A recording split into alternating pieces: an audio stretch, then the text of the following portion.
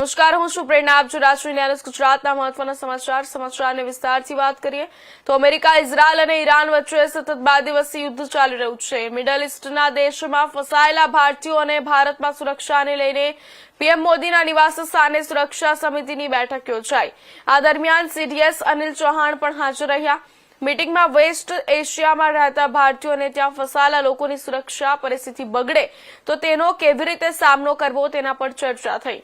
હાલમાં waste એશિયાનું air space લગભગ બંધ છે. ઈરાનમાં લગભગ 10,000 ભારતીય નાગરિકો રહે છે, અભ્યાસ કરે છે અને કામ કરે છે, જ્યારે 40,000થી વધુ ઇઝરાયલમાં રહે છે. ગલ્ફ અને વેસ્ટ એશિયામાં લગભગ 90 લાખ ભારતીયો છે.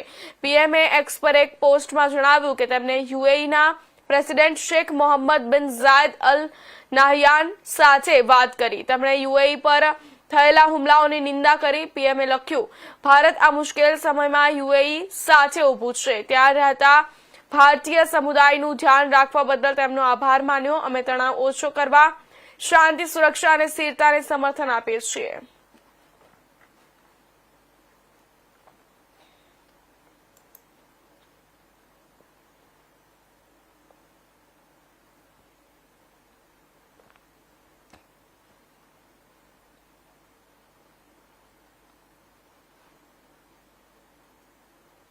ઇઝરાયલ, અમેરિકા અને ઈરાન વચ્ચેના યુદ્ધનો